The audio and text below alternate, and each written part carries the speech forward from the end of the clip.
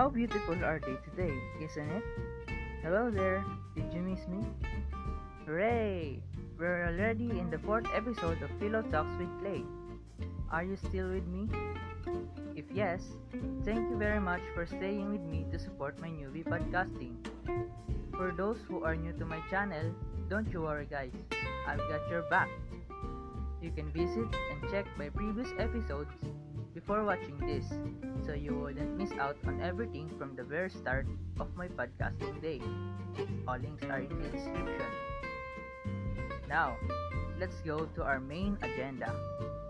As the title suggests, fallacies. Have you ever heard of it? If yes, it's great. If not, I will explain it in today's episode. What is a fallacy? And how it is connected to our previous topic for seeking the truth. Fallacies are a false or mistaken idea, often plausible argument without the evidence to support it.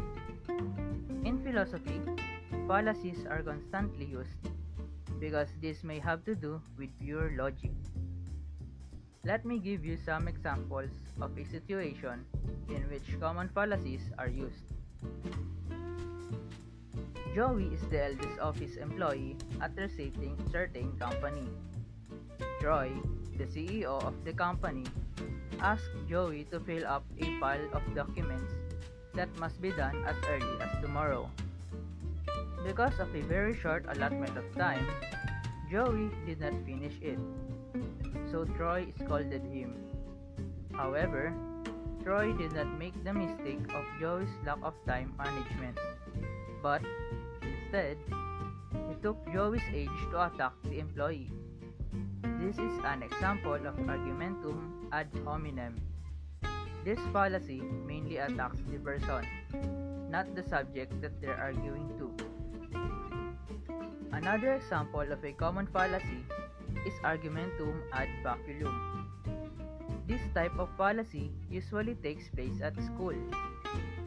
Suppose you have a failing grade and your teacher said that if you don't study for the upcoming finals, you will have to repeat the year. Here, instead of saying that you must study hard to get better grades, your teacher threatened you just to win on your problem. One more example, this is a common situation for teens nowadays. At first, you were really not fond of K-pop. However, you see your friends getting on the trend. Because you have a feeling that you might lose on the trend, you start to learn more about K-pop until you also start liking it. This type of fallacy is an example of argumentum ad populum, or commonly called as being a bandwagon. Years ago, you had to fire someone who was late for work every morning, always with an inventive excuse. On the day that you finally fired him, he said that his unknown relative had died again. However, in your memory of confronting him, he also said the same excuses. So in your count, his relative had already died 3 times that year.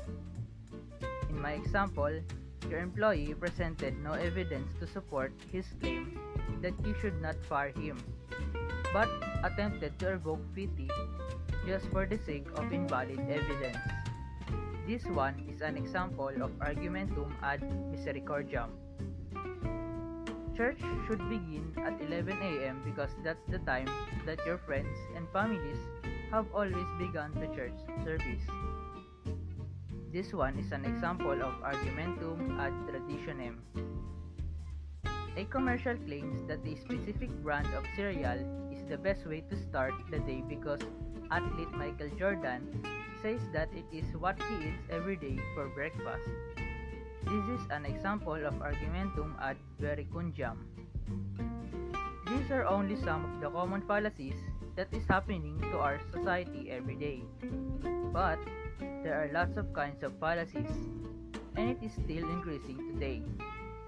We need to know this so next time that we stumble on these situations, we will know how to make ourselves stay away as far as possible from it.